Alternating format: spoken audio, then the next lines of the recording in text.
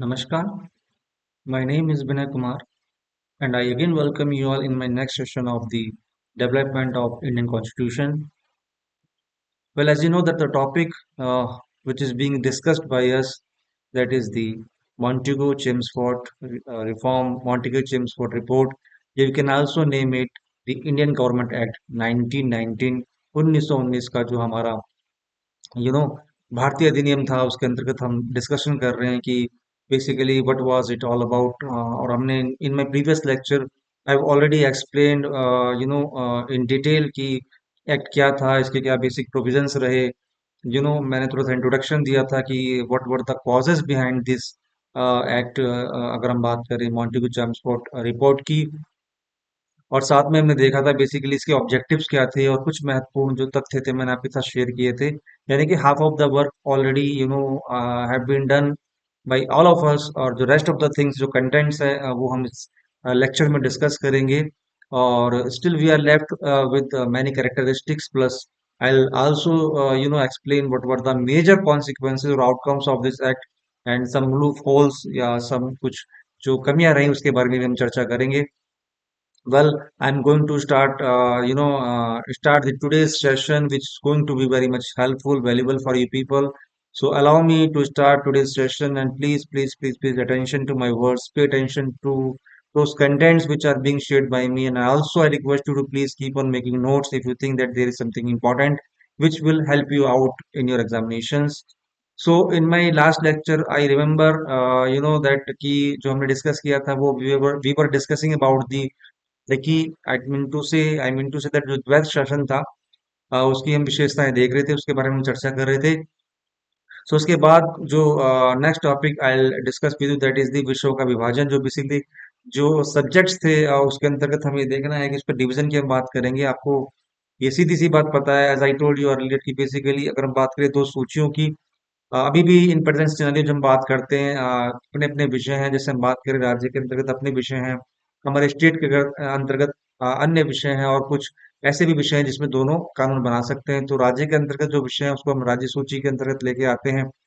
जो केंद्र के अंतर्गत ऐसे सब्जेक्ट्स उसको हम केंद्रीय सूची के अंतर्गत रहते हैं। और एक सूची और होती है जिसको कॉन्करेंट सूची कहते हैं। इसमें कुछ विषय ऐसे होते हैं जैसे एजुकेशन है, तो इससे संबंध में कानून जो है या इन विषयों के संबंध में कानून हमारी राज्य सरकार और केंद्र सरकार दोनों बना सकती है।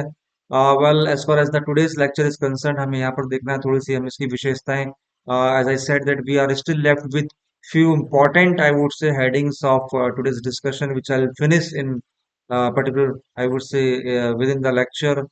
और प्लीज एक चीज अपना थोड़ा सा और ध्यान में रख लीजिएगा कि कुछ चीजें ऐसी होती हैं जो आपको थोड़ा सा टफ लग सकती हैं, लेकिन फिर वही चीज कहूंगा, कंसेप्ट क्लियर बनाते रहिए, रटने की कोशिश मत कीजिए। और जितने भी एक्ट्स आए हैं हमारे पास, जैसे कि मैंने आपको पहले ही बोला था कि हमने स्टार्टेड किया था, we started with Indian Government Act 1858, then we talked about Indian Government Act 1861, then we talked about the Indian Government Act 18, I would say 1992, then we discussed about the 1909, and we are discussing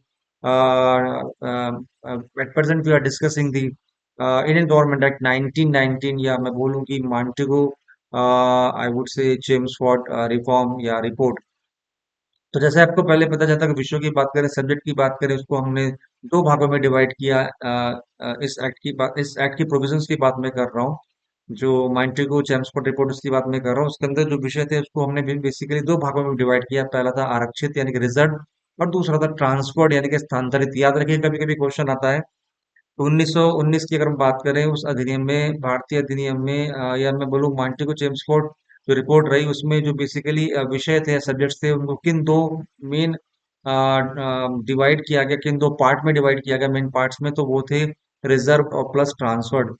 तो अगर हम बात करें reserve यानी कि आरक्षित सूची की अगर हम बात करें, तो इसके अंतर्गत विभिन्न सब्जेक्ट्स की हम बात कर सकते हैं। जैसे जो पहले तो ये बताऊं, जो कि बेसिकली जिनका प्रशासन, जिनको जिन पर आधिपत्य, जो हमारे गवर्नमेंट की मैं बात करूं, गवर्नर की बात करूं, सॉरी, राज्यपाल द्वारा, तो वो अपने ब्यूरोक्रेसी में अपनी काउंसिल जो बॉडी थी उसके अंतर्गत ब्यूरोक्रेसी, ये ब्यूरोक्रेट्स जो थे, नौकरशाही जो थे, उनके हेल्प से वो करता था। यानी कि आरक्षित सूची जिसके अंतर्गत विषयों का प्रशासन राज्यपाल द्वारा नौकरशाहों की कार्यकारी परिषद के माध्यम से किया जाता था। अगर आप नोट करना चाहते हो तो लिख सकते हैं बेसिकली हम बात जो कर रहे हैं विषयों के विभाजन, उसमें जो मैंने दो भाग बताए, आरक्षित और स्थानांतरित। आरक्षित अगर मैं बात करूं, आरक्षित या रिजर्व पार्ट की, उस सूची के अंतर्गत जो विभिन्न सब्जेक्ट्स थे उनका एडमिनिस्ट्रेशन राज्यपाल यानी गवर्नर के द्वारा ब्यूरोक्रेट्स की कार्यकारी परिषद यानी काउंसिल के माध्यम से किया जाना था। इस एक्ट के अंतर्गत ये मेजर प्रोविजन रहा।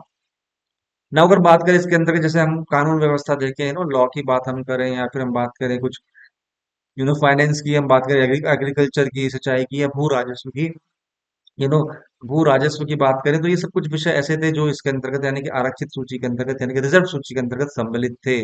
और सभी महत्वपूर्ण विषय, सभी इंपॉर्टेंट सब्जेक्ट्स को प्रांतीय कार्यकारिणी यानी कि प्रोविंशियल जो काउंसिल थी, प्रोविंशियल जो लेजिस्लेटिव काउंसिल थी, उसके अंतर्गत आरक्षित विषयों में रखा गया।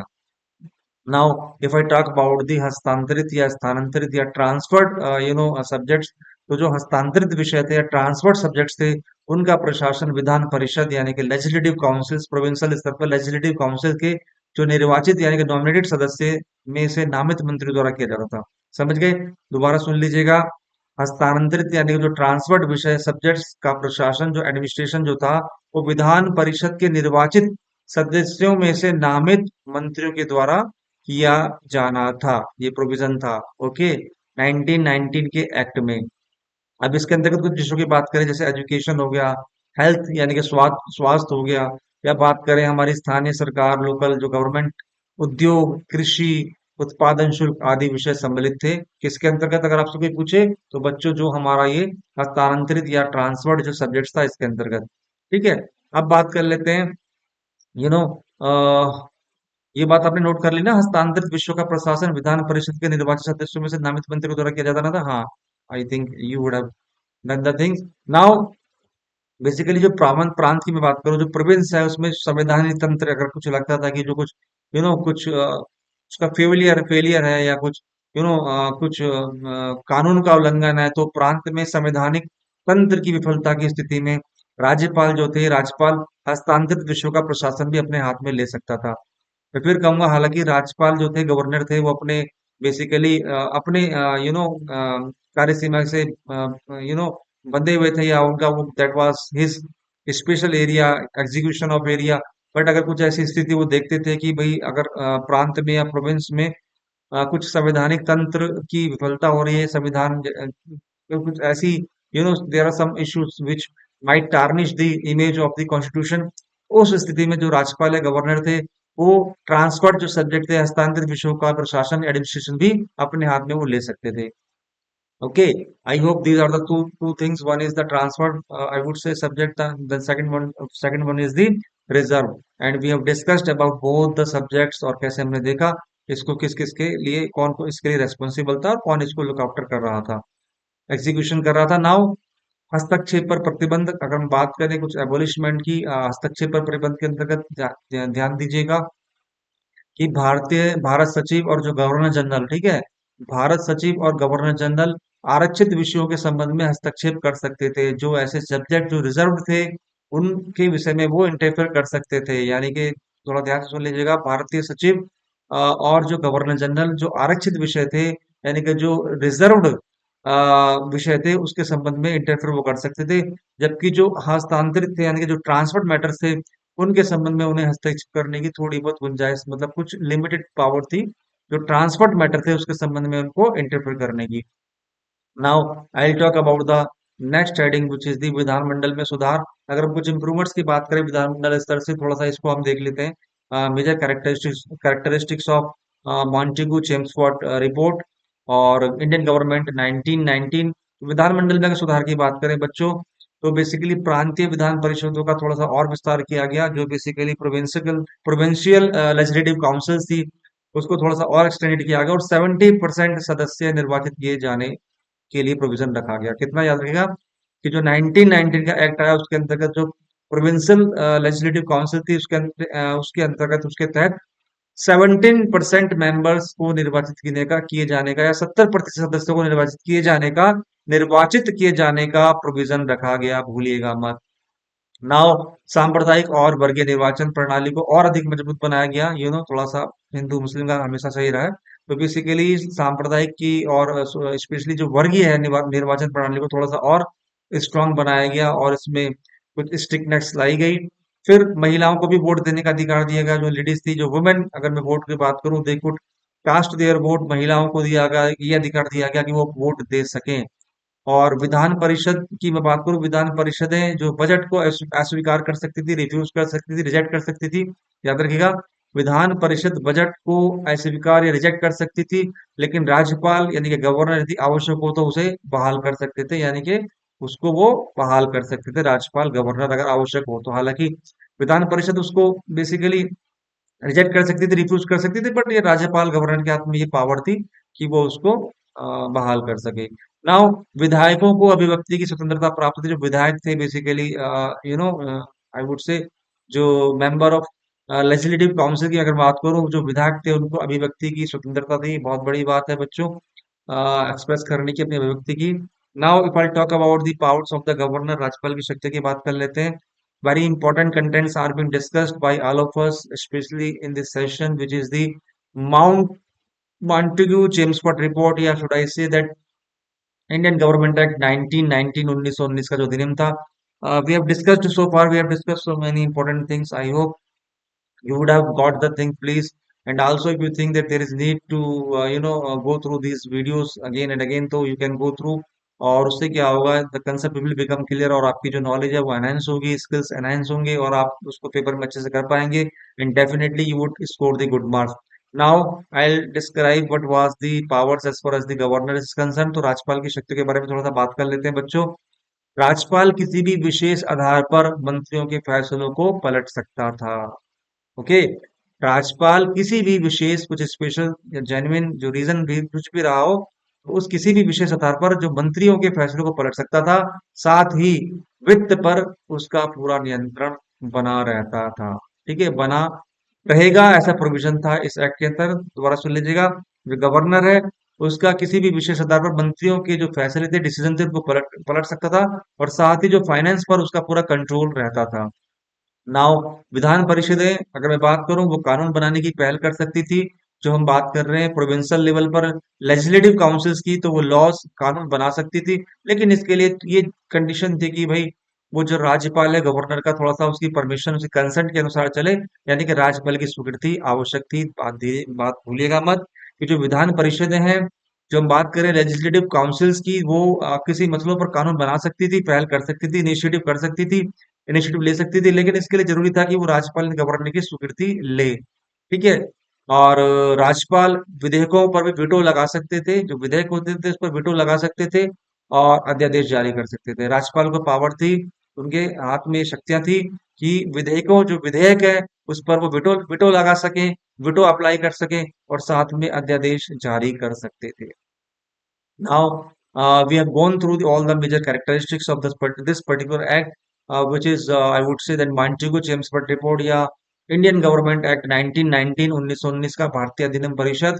हम देखते आ रहे हैं, हम जितने भी अब कर रहे हैं, एक के बाद एक के बाद एक के बाद होते चले आ रहे हैं, हम लोग इस चीज को आगे ले जा रहे हैं। और आई थिंक सिंपल, मैं कंसेप्ट में क्लियर कर रहा हूँ आप सभी के लिए, क्योंकि फिर वही चीज है कि आप किसी नए एक्ट को करते हैं तो प्लीज प्लीज प्लीज आप प्रीवियस एक्ट को ना भूलें, प्रीवियस एक्ट को ध्यान में रखें। अगर आप प्रीवियस एक्ट को भूल जाते हैं तो आप फर्दर एक्ट जो गवर्नमेंट के द्वारा पारित किए गए या लाए गए, जो कानून लाया गया, उस चीज पे आप उस वो कंफ्यूज करेंगे, आप उसको इजीली नॉलेज गेन नहीं कर सकते जब तक कि आपको प्रीवियस कंटेंट याद ना हो, प्रीवियस कंसेप्ट के अंदर। आई वुड से दैट कोई भी वो कमिटी रही हो, कोई भी वो एक्ट रहा, उसमें भी जो मेजर जो फीचर्स थे या प्रोविजंस क्या थे, कम से कम एटलीस्ट ये तो आपको याद रखना पड़ेगा। Now I will discuss about the importance, जैसा कि होता है whenever we discuss any I would say the act, और मूवमेंट, और कुछ भी रहा हो, तो थोड़ा सा it is very much imperative for us to know the importance or utility of this of that particular act. So here I'll discuss the act का जो बेसिकली जो इम्पोर्टेंस है, थोड़ा सा उस पॉइंट ऑफ व्यू देख लेते हैं। Then we will also get into the loop holes, या इसकी जो कमियां, जो ड्रॉबैक्स क्या रहे, तो मेजर ड्रॉबैक्स क्या रहे इस पर्टिकुलर एक्ट की, तो उसके बारे में हम चर्चा करेंगे। लेकिन उससे पहले मैथ की बात करूंगा। और सीधी सी बात है, कभी भी मैंने आपके साथ कोई भी टॉपिक डिस्कस किया या टीचर का पढ़ाने का प्रॉपर तरीका है, तो पहले उस एक्ट के बारे में बेसिकली थोड़ा सा डिस्क्राइब करें, एक आइडिया दे आपको नटशेल में, वो मैं करता हूँ introduction plus whole idea about the topic which we are going to discuss. Then we discuss the provisions or importance, then we discuss the importance, और उसके बाद हम बात फीचर्स और provisions, sorry, first introduction, second features और provisions, the third one is importance, and the fourth we get into the basically loopholes or drawbacks, and we also discuss the outcomes या consequences of any particular act. So these are the pattern which we follow in every I would say discussion or lecture. So let's get into the importance of the act, which is the Montego Chelmsford, I would say, report or Indian Government Act 1919। अधिनियम का क्या महत्व रहा, थोड़ा ध्यान से सुन लीजिएगा। भारतीयों में जागृति, देखिए हमेशा से एक बहुत बड़ी बात रही है, कभी भी ये ब्रिटिश कोई एक्ट लेकर आए हैं, आपको मैं बता दूं फिर से, आप चाहे 1858 से बात कर ले, 1861, यू नो, यानी में 1858, 1861, 1892, 1909 या फिर 1919 की बात करें, ये लाते रहे। They kept on improving the thing, they kept on reforming the thing, they kept on making new strategies. और वो बस उसकी मंशा वही थी कि कहीं से कहीं, कहीं ना कहीं ऐसी सिचुएशन दोबारा ना आ जाए कि 1857 क्रांति, 1857 जैसे रिवोल्ट उनको दोबारा से सहना पड़े, ठीक है, उनको फेस करना पड़े। तो भारतीयों में किसी भी तरीके से यूनिटी ना हो, वो यूनाइट ना हो, वो स्वाधीनता की मांग ना करे, वो आजादी की बात ना करे, इस चीज से अंग्रेज बहुत डरते थे, और कहीं ना कहीं उनके शासन पर टारनेस था, उनको कुछ झटका लगा था 1857 क्रांति के बाद। तो वैसी सिचुएशन में वो दोबारा से यू नो नहीं जाना चाहते थे, दोबारा से उन कॉन्सिक्वेंसेस को नहीं फेस करना चाहते थे, इसीलिए वो नए नए एक्ट लाते रहे और इम्प्रोवाइज करते रहे, चीजों को इम्प्रूव करते रहे, और कहीं ना कहीं भारतीयों को एहसास या रियलाइज उनको कराते रहे कि भैया जो ब्रिटिश सरकार है वो आपके साथ कंधे से कंधा मिलाकर चल रही है। और यही कारण था उन्होंने लेजिस्लेटिव काउंसिल की मैं बात करूं, प्रांतीय स्तर पर भी, न केवल केंद्रीय स्तर पर, प्रांतीय स्तर पर भी उसको एक्सटेंड किया, उसमें नंबर ऑफ कैंडिडेट्स या मेंबर्स बढ़ाए, और सबसे बड़ी बात उनके प्रतिनिधित्व को सुनिश्चित किया, उनके रिप्रेजेंटेशन बढ़ाया। तो ये सब इसीलिए हो रहा था कि वो अपने प्रशासन को बड़ा स्मूथली यू नो फंक्शन कराना चाहते थे, उसमें कुछ हर्डल्स या कॉन्फ्लिक्ट्स नहीं चाहते थे। वो नहीं चाहते थे कि फिर से इनका ध्यान डाइवर्ट हो और वो कुछ यूनाइट हो और फिर कुछ 1857 क्रांति जैसे सोचें। खैर, इंपॉर्टेंस की अगर मैं बात करूं तो सबसे पहले भारतीयों में जागृति, अवेयरनेस आई, जो इंडियन सिटीजन थे, जो भारतीय लोग थे, उनमें अवेयरनेस आई, और उन्होंने अच्छी तरह जाना कि बेसिकली ब्रिटिश की मंशा क्या है, और उन्होंने अपने कुछ अधिकारों की बात भी करी, आई वुड से दैट जो उनके राइट्स थे वो जानने लगे कि ब्रिटिश सरकार उनका बेवकूफ बना रही है, बस हाथ में कहते हैं ना झुंझुना या एक चॉकलेट थमा देना। बेसिकली अभी भी मैं भी चीज कहूंगा, जो बेसिकली में जो सत्ता की पावर या जो बागडोर थी वो इन्हीं ब्रिटिश के हाथ में थी। अल्टीमेटली डिसीजन को ये इन्फ्लुएंस किया करते थे, डिसीजन मेकिंग पावर में इन्हीं का रोल था। They use to be above all, वो सर्वे सर्वा थे। तो भारतीयों को प्रशासन के बारे में गुप्त जानकारी प्राप्त हुई और वे अपने कर्तव्यों के प्रति जागरूक हो गए, सीधी सी बात है। कर्तव्य, ड्यूटीज एंड राइट्स दोनों के बारे में जानकारी होना जरूरी है इस एक्ट के थ्रू, न केवल उनके अपने राइट्स के बारे में बल्कि उनके कर्तव्यों के बारे में जागरूक हो कि हमें करना क्या है, what we are suppose to do, कैसे हम स्वाधीनता प्राप्त करेंगे, कैसे हम आजादी पाएंगे, और कैसे इन ब्रिटिश सरकार की जो बेड़ियां हैं, दास्ता की बेड़ियां, इनसे हमें मुक्ति मिलेगी। तो थोड़ा सा वो और इन्होंने स्ट्रेटेजीज को बनाया कि अब हमें क्या करना है। उनको इस चीज का रियलाइज हुआ अच्छी तरह से, एक अवेयरनेस आई, और उस चीज पर उन्होंने काम करना चालू किया, कुछ विशेष रणनीति और स्ट्रेटेजीज के साथ। इसमें भारतीयों में राष्ट्रवाद और कहूँ क्या, मैं कहना चाहूंगा, जो भारतीय थे उसमें राष्ट्रवाद और जागृति की भावना जागृत हुई, मतलब अवेयरनेस की जो फीलिंग आई, और वे स्वराज के लक्ष्य को प्राप्त करने के लिए अग्रसर हुए। बड़ी सिंपल सी बात है, कभी भी हमने कोई एक्ट देखा तो सीधी सी बात है, उसके बाद जो मेजर कॉन्सिक्वेंसेस रहे, और साथ में जो इम्पोर्टेंस रही, एक बड़ी इंपॉर्टेंस सबसे बड़ी यही रही, जो भारतीय थे, जो भारतीय जनता थी, उन्हें उनकी जागरूकता या उनकी अवेयरनेस और स्ट्रांग हुई, उनमें और जागरूकता फैली, और ब्रिटिश के प्रति वो और इंफॉर्मेशन जुटा पाए, या मैं कहूंगा कि एक पिक्चर क्लियर हुई कि ब्रिटिश का जो मंशा क्या है, वो क्या चाहते हैं, ठीक है। नाउ जो अगर मैं बात करूं इंपॉर्टेंस की, जो नेक्स्ट इंपॉर्टेंस है कि जो मताधिकार का विस्तार हुआ, जो पावर है अपने वोट को कास्ट करने की, तो भारत में चुनाव क्षेत्रों का विस्तार हुआ और लोग मतदान के महत्व को समझने लगे कि इंपॉर्टेंस क्या है वोट देने की, वोट कास्ट करने की। जिस तरीके से मैंने कहा कि इस एक्ट के अंतर्गत जो महिलाएं, जो वुमेन है, उनको एक पावर दी गई, उनको एम्पावर्ड किया गया कि वो अपने वोट को कास्ट कर सके, और उसकी पावर को, वोट के महत्व को लोगों ने जाना कि आपके द्वारा ही कोई भी गवर्नमेंट, कोई भी पॉलिटिशियंस आप चुनकर लाते हैं, तो वो आपके हाथ में है कि आप किसका चुनाव करते हैं, जो बाद में आपके भविष्य को बनाएगा, सुधारेगा, या उसको बर्बाद करेगा। तो ये चीज थोड़ा सा हुआ, मताधिकार का विस्तार हुआ, मताधिकार का। नाउ, प्रांतों में स्वशासन, तो इस अधिनियम की बात हम कर रहे हैं, मॉन्टेगू चेम्सफोर्ड रिपोर्ट की। इसके अंतर्गत जो प्रांत, जो प्रोविंस थे, उसके कारण भारत में प्रांतीय शासन का अस्तित्व स्थापित हुआ। जो प्रोविंशियल बेसिकली प्रोविंशियल जो गवर्नेंस है उसका जो अस्तित्व है वो स्थापित हुआ। प्रांतीय स्वशासन आरंभ हुआ इस अधिनियम के तहत, जिसको आप कह सकते हो प्रांतों में स्वशासन। फिर आगे देखिएगा इंपॉर्टेंस के अंतर्गत कि इस अधिनियम में लोगों को ये जो एक्ट था इसने क्या किया, लोगों को यानी कि भारतीय जनता को प्रशासन करने की शक्ति प्रदान की, तथा सरकार पर प्रशासनिक दबाव बहुत कम हो गया। अंग्रेज तो चाह ही रहे थे कि उनका कार्यभार थोड़ा सा कम हो, चीजें व्यवस्थित रूप से चले, सुचारू रूप से चले। इसलिए उन्होंने प्रोविंशियल लेवल पर लेजिस्लेटिव काउंसिल्स की मैं बात करूं, थोड़ा सा विस्तृत किया था, एक्सटेंड किया था। जो इंडियन थे उनकी रिप्रेजेंटेशन को बूस्ट किया, इसलिए क्योंकि प्रांतीय स्तर पर उनको थोड़ी शक्ति दी जाए और सरकार का जो एडमिनिस्ट्रेशन है, जो प्रशासनिक कार्य है, उस पर दबाव कम आए और आराम से वो चलता रहे, उसमें कोई हैसल्स ना हो। साथ ही इसमें भारतीयों को प्रांतीय प्रशासन में जिम्मेदारी निभाने के लिए तैयार किया गया। जो इंडियंस थे उनको ये बेसिकली अपॉर्चुनिटी दी गई कि जो ब्रिटिश गवर्नमेंट है, जो उनका एडमिनिस्ट्रेशन है, उसमें जो इंडियंस थोड़ी सी और रेस्पॉन्सिबिलिटी का निर्वाह कर सके, थोड़ी सी और जिम्मेदारी निभा सके। तो इसके अंतर्गत जो भारतीय जो इंडियंस थे उनको प्रांतीय प्रशासन में, यानी कि मैं बोलूँ जो लोकल लेवल पे बात करूँ, प्रोविंशियल लेवल पर मैं लेजिस्लेटिव काउंसिल्स की बात करूँ, तो उसमें उनको रेस्पॉन्सिबिलिटी दी गई, या मैं बोलूँ उनकी जिम्मेदारी निभाने के लिए उनको रेडी या तैयार किया गया इस एक्ट के through. Now at the last I would say that let's get into the loop holes और कमियां और डीमेरिट्स और कुछ नेगेटिव पॉइंट्स क्या रहे। At the end we whenever we go through any activities और एक्ट, सबसे बड़ी बात हम जो लास्ट में थोड़ा सा ये देखते हैं कि भैया उसके कुछ फायदे क्या रहे, तो उसकी कुछ मेजर इंपॉर्टेंस या मेरिट्स क्या थी, या मैं बोलूँ इसके प्रोस एंड कॉन्स क्या थे, या मैं बोलूँ कि भैया उसकी कुछ इंपॉर्टेंस क्या थी।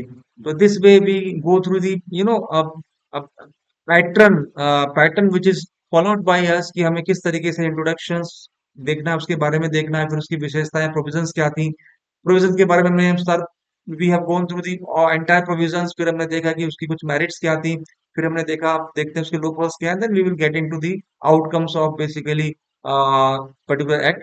First will discuss the major drawbacks या loopholes of this act, Montagu Chelmsford report या इंडियन गवर्नमेंट एक्ट 1919।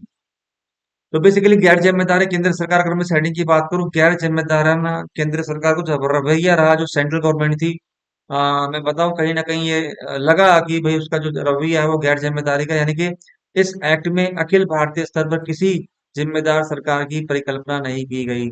समझ गए? ये जो एक्ट था इसके अंतर्गत किसी भी, मैं बात करूं कि अखिल भारतीय स्तर पर, इंडिया लेवल पर, स्तर पर, इंडिया या भारत की बात करूं, तो भारत या केंद्र स्तर पर भारत देश में या ब्रिटिश गवर्नमेंट के द्वारा भारत में किसी भी एक रेस्पॉन्सिबल सरकार की कल्पना ही नहीं की गई। आप उसको अपॉइंट करने की तो बात छोड़ दीजिए, even they didn't imagine at all कि हाँ हमारी ये ड्यूटीज है, we have to make this possible. तो अधिनियम के तहत जो अखिल भारतीय स्तर पर हम बात करें, तो किसी भी जिम्मेदारी सरकार की, रेस्पॉन्सिबल गवर्नमेंट की परिकल्पना तक नहीं की गई। दूसरा हमने बात करी, दूसरी हेडिंग अगर लूपहोल्स की बात करें, सांप्रदायिकता का प्रसार। तो बेसिकली अगर आप देखें सांप्रदायिकता कम्युनल जो आई वुड से डिसबैलेंस की बात करूं, जो कम्युनल कम्युनल इश्यूज रहे, दोषपूर्ण निर्वाचन प्रणाली और सीमित मताधिकार लोकप्रियता हासिल करने में विफल रहे। समझ गए? तो दोषपूर्ण निर्वाचन प्रणाली रही, जो इलेक्टोरेट जो सिस्टम रहा, वो दोषपूर्ण निर्वाचन प्रणाली के अंतर्गत जो सीमित मताधिकार लोकप्रियता हासिल करने में विफल रहे।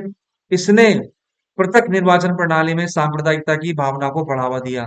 जैसा कि हमने से पहले वाले एक्ट में भी देखा था 1909 में, कि किस तरीके से जो मोमेडन्स थे, जो मुस्लिम की बात करें, स्पेशली जो अल्पसंख्यक मुस्लिम वर्ग था, उसके लिए उन्होंने अलग से निर्वाचन मंडल की मांग की थी। और 1906 में जो कमेटी आगा खां के नेतृत्व में गठित हुई थी, वो जो सीधे पहुंचती है शिमला, और यू नो शिमला पहुंचकर वो अपने सारे समझ को मिंटो, और आई वुड से दैट इससे पहले वाला जो हमने पढ़ा था 1909 का एक्ट, यस 1909 का एक्ट, भारतीय अधिनियम परिषद 1909 में। तो वो अपनी सभी बातों को मिंटो के सामने, जो उस समय वायसराय थे, भारतीय वायसराय थे, रखती है लॉर्ड मिंटो के सामने, और ये बोलते हैं कि जो स्पेशली अल्पसंख्यक हैं, ये माइनॉरिटीज हैं, जो मुस्लिम हैं, इसके लिए अलग से निर्वाचन मंडल यानी कि इलेक्टोरेट का प्रावधान हो। तो कहीं ना कहीं ये चीजें, मैं फिर वही चीज कहूंगा कि बेसिकली एक कॉन्फ्लिक्ट्स या मतों में, आई वुड से दैट आपसी भाईचारे या भ्रातृत्व में कड़वाहट लाती है। और हिंदू मुस्लिम में थोड़ा सा आप ये कह लीजिएगा कि बेसिकली कहीं ना कहीं अंग्रेज भी चाहते थे कि फूट पड़े और इसका फायदा हम उठाएं। तो निर्वाचन सॉरी सांप्रदायिकता का जो प्रसार की अगर बात करें, दोषपूर्ण निर्वाचन प्रणाली और सीमित मताधिकार लोकप्रियता हासिल करने में विफल रहे। इससे पृथक निर्वाचन प्रणाली में सांप्रदायिकता की भावना को बढ़ावा दिया गया। इस तरीके से जो सब प्रत्यक्ष या सॉरी इस तरीके से जो पृथक यानी कि सेपरेट जो इलेक्टोरेट रहा, जो निर्वाचन प्रणाली की बात करी, निर्वाचन मंडल की बात करी कि दिया जाए, उसने कहीं ना कहीं सांप्रदायिकता की भावना को बढ़ावा ही दिया। जैसा कि मैंने पहले बताया था, हिंदू और मुस्लिमों के बीच में। हालांकि वो बातें लगती है कि जो मुसलमानों ने अल्पसंख्यक माइनॉरिटी पॉइंट ऑफ व्यू से उस चीज की मांग करी थी। खैर, ब्रिटिश तो हमेशा से ही चाहते थे कि फूट करो राजनीति करो, फूट डालो राजनीति करो, तो उनकी शुरू से मंशा रही। अब देखिएगा निर्वाचन क्षेत्रों का सीमित विस्तार, इस हेडिंग को भी ले लेते हैं जहां तक हम बात करें लूपहोल्स की, कि निर्वाचन क्षेत्रों का सीमित विस्तार यानी कि केंद्रीय विधानमंडल के लिए निर्वाचन क्षेत्र को लगभग 1.5 मिलियन तक बढ़ा दिया गया, 1.5 मिलियन तक बढ़ा दिया गया। जबकि ये कहा गया कि एक अनुमान के अनुसार भारत की जनसंख्या लगभग 260 मिलियन थी। देख लीजिए कि निर्वाचन क्षेत्रों का सीमित विस्तार हुआ, लेकिन वो लिमिटेड स्तर पे हुआ। केंद्रीय विधानमंडल के लिए निर्वाचन क्षेत्र को लगभग 1.5 मिलियन तक बढ़ा दिया गया, जबकि ये बोला गया कि एक अनुमान के अनुसार जो भारत की जनसंख्या थी तो वो 260 यानी 260 मिलियन थी। तो सीधी सी बात है, ये केवल लिमिटेड रहा, एक वास्ट लेवल पर या बड़े स्तर पर या बृहद स्तर पर चीजें नहीं थी।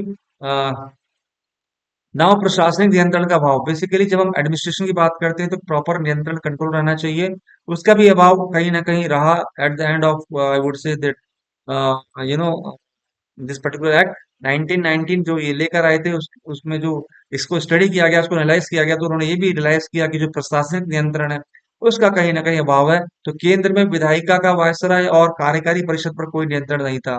ठीक है, केंद्र की बात करें तो केंद्र में विधायिका यानी कि एग्जीक्यूटिव सॉरी लेजिस्लेटिव और बेसिकली विधायिका का वायसराय और उसी कार्यकारी परिषद को नियंत्रण ही नहीं था। जो उसकी काउंसिल हुआ करती थी वायसराय की, जो उसको हेल्प किया करती थी, जो उसको सपोर्ट करती थी, उसकी जो एग्जीक्यूटिव काउंसिल थी, उस पर मैं बात करूं, उस पर यानी केंद्र में विधायिका का वायसराय और उसी कार्यकारी परिषद पर कोई नियंत्रण नहीं था। ठीक है। प्रांतीय मंत्रियों का वित्त और नौकरशाहों पर कोई नियंत्रण नहीं था। जो प्रांतीय मंत्री थे, जो प्रोविंशियल मिनिस्टर्स थे, उनका जो था वित्त और ब्यूरोक्रेट्स की बात करें यानी कि जो आई वुड से इन सिंपल टर्म्स की जो प्रोविंशियल मिनिस्टर थे उनका फाइनेंस और ब्यूरोक्रेट्स पर कोई कंट्रोल नहीं था। इससे क्या हुआ कि दोनों के बीच में निरंतर टकराव जैसी स्थिति बनी रही और बनी रहती थी। कॉन्फ्लिक्ट्स हैसल्स हमेशा एग्जिस्ट करते थे दोनों के बीच में। यानी कि जैसा कि मैंने कहा, जो प्रांतीय मंत्री प्रोविंशियल मिनिस्टर का वित्त और ब्यूरोक्रेट्स पर कोई नियंत्रण ही नहीं था, तो दोनों के बीच में हैसल या कॉन्फ्लिक्ट्स की स्थिति बनी रहती थी। और महत्वपूर्ण मामलों पर भी अक्सर ये देखा गया कि जो इंपॉर्टेंट जो मैटर्स थे उस पर भी अक्सर मंत्रियों से परामर्श नहीं किया जाता था, तथा राज्यपाल जो गवर्नर थे वो किसी भी ऐसे मामले को खारिज कर सकते थे जिससे वे जिसको वो विशेष मानते थे या कुछ उनको लगता था। तो जो इम्पोर्टेंट आई वुड से मैटर्स या महत्वपूर्ण फैसले जो थे उस पर मंत्रियों का कोई परामर्श या लेना उचित नहीं समझा जाता था कि मंत्रियों का परामर्श की आवश्यकता है, उनसे भी कंसल्ट करना चाहिए, नहीं। और राज्यपाल ऐसे मामलों को ऐसे मैटर्स को खारिज कर सकते थे, रिब्यूक कर सकते थे अगर उन्हें कुछ लगता था कि इसमें कुछ विशेष कुछ है। नाउ आई वुड से दैट जो राज्यपाल गवर्नर की बात करें, राज्यपाल को अप्रतिबंधित शक्तियां प्राप्त थी। तो अगर हम बात करें जो गवर्नर हुआ करता था उसको जो शक्ति की हम बात करें, पावर की बात कर रहे थे, वो अप्रतिबंधित शक्तियां प्राप्त थी, यानी कि वह अपनी परिषद यानी कि काउंसिल और मंत्रियों के निर्णय के विरुद्ध भी निर्णय ले सकता था। कितनी अहम बात है अगर आप बात करें तो। जो गवर्नर हुआ करता था उसको अप्रतिबंधित अनकंट्रोल्ड शक्तियां प्राप्त थी, यानी कि जो अपनी काउंसिल के अंतर्गत वो मंत्री मिनिस्टर के विरुद्ध भी निर्णय ले सकता था। ठीक है। और प्रशासन से सभी संबंधित या जितने भी मैटर्स थे, प्रशासन या गवर्नेंस से संबंधित लगभग सभी महत्वपूर्ण मामले गवर्नर पर निर्भर थे, यानी कि वही सर्वे सर्वा हुआ करता था। Now, if I'll talk about the basically loopholes of this particular act 1999 और 1919 और मॉन्टेगू चेम्सफोर्ड रिपोर्ट, तो उसमें एक चीज और भी थी, जो विषय थे जो सब्जेक्ट्स थे उसका जो विभाजन किया गया था, दैट वाज नॉट एप्रोप्रिएट, यानी कि इन appropriate division of the subjects. ये भी लूपहोल्स था, इसकी बात करते हैं, समझते हैं थोड़ा सा कि केंद्र में विषयों का विभाजन संतोषजनक नहीं था। जो सेंट्रल हुआ करता तो सब्जेक्ट्स का जो डिवाइडेशन किया गया उसमें वो विभाजन संतोषजनक यानी कि सेटिस्फैक्टरी नहीं था। केंद्रीय विधायिका को बहुत कम शक्ति दी गई तथा वित्त पर कोई नियंत्रण नहीं रह गया। प्रांतों के स्तर पर विषयों का विभाजन और दो भागों का समांतर प्रशासन तर्कहीन और इसलिए अव्यवहारिक भी था। प्रांत स्तर की बात करें तो इन पर जो सब्जेक्ट थे, जो विषय थे, इसका विभाजन दो भागों पर विभाजन करना और दो भागों का समांतर प्रशासन, जो कि बिल्कुल इलॉजिकल सॉरी इलॉजिकल है, तर्कहीन है और इसके लिए ये मैं कह सकता हूँ कि व्यवहारिक भी नहीं है। ठीक है। तो प्रांतीय स्तर पर विषयों का विभाजन और दो भागों का समांतर प्रशासन तर्कहीन और इस व्यवहारिक अव्यवहारिक प्रस्तुत होता है। सिंचाई, वित्त, पुलिस, प्रेस, न्याय, जैसे विषय आरक्षित थे, रिजर्व्ड थे। समझ गए? Now if I'll go through consequences in itself, so at the end, I would like to share with you what were the consequences or outcomes of this particular act. I think two names are there. One is Montagu Chelmsford Report. The second one is the, I would say that, Indian Government Act 1919. तो इसके कुछ परिणामों की बात कर लेते हैं.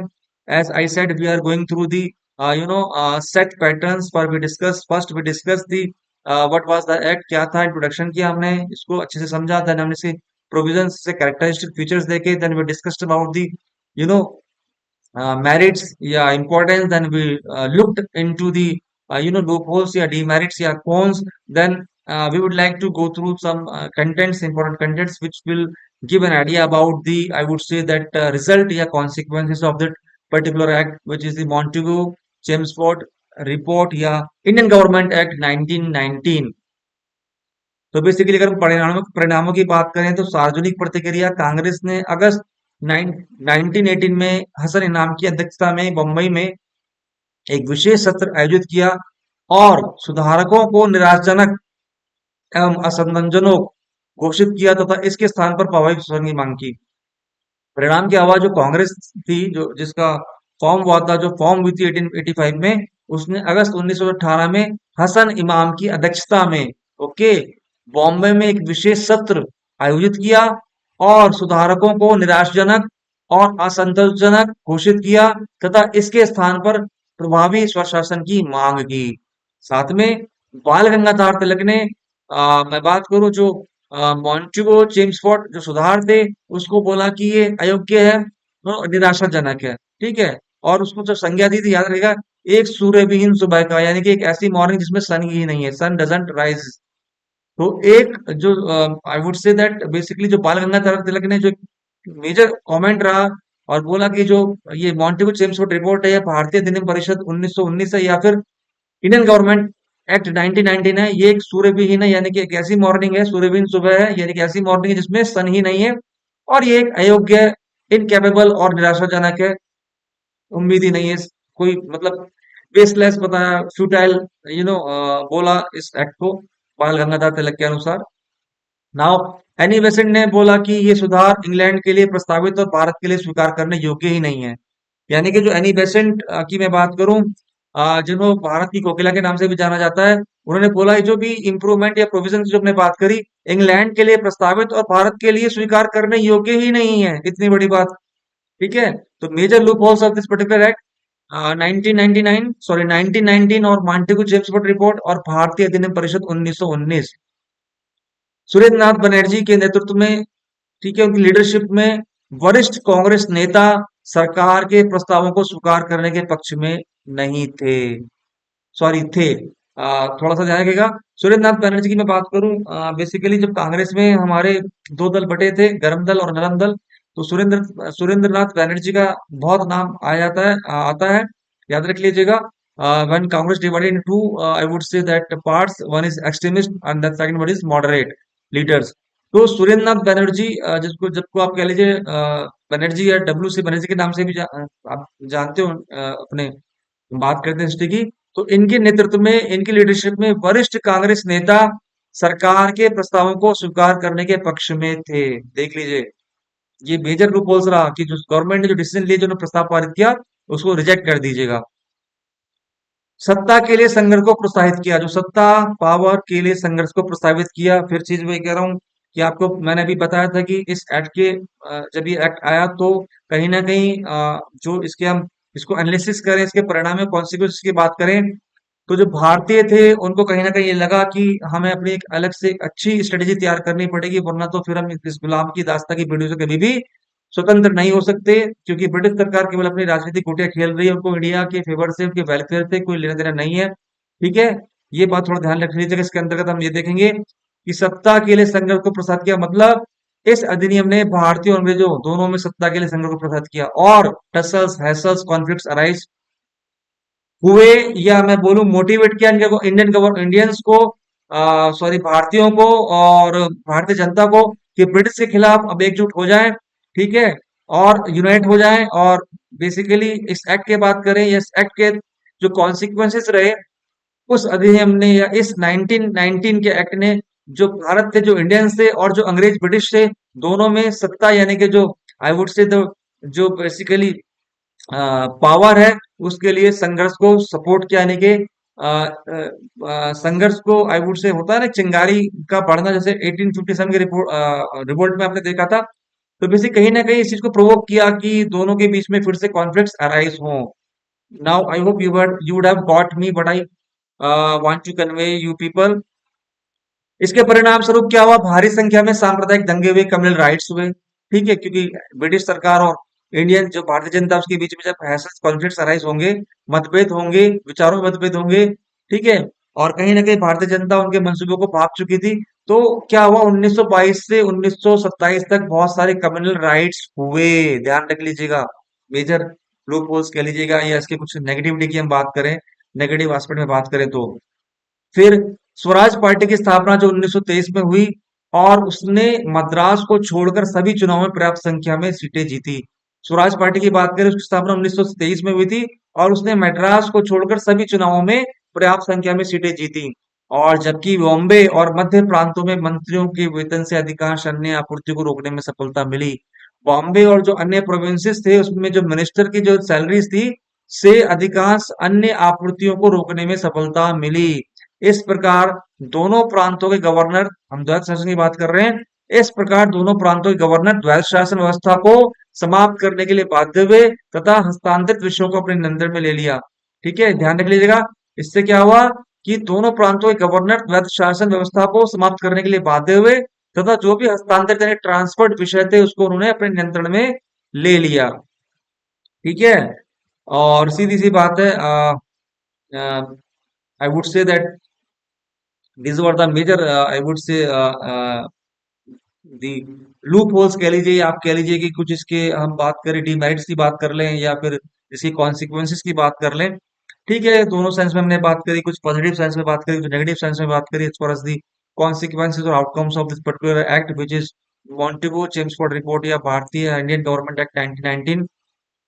So we have discussed so far the introduction, or the what was the Montego Chelmsford report in details. Then we discussed the provisions or features. Then we discussed the importance, and then we also discussed some negative points or loopholes, and we have also discussed the outcomes of Indian government 1919, या भारतीय अधिनियम परिषद 1919, या मैं बात करूं आपका मॉन्टेगो Chelmsford report.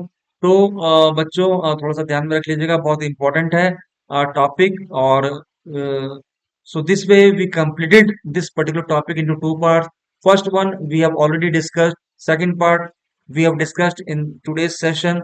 So I hope कि the session would have been very much important, valuable for you, and I'm sure that you would have enjoyed the entire session.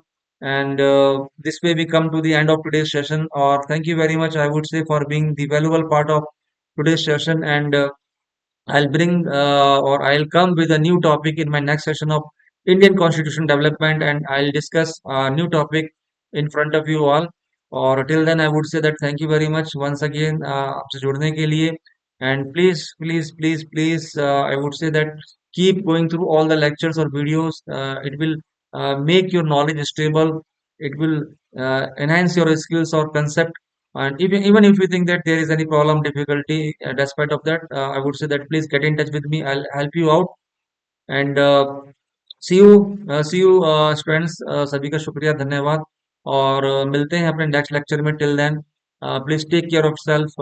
Thank you very much, bye bye, सभी को प्रणाम, नमस्कार।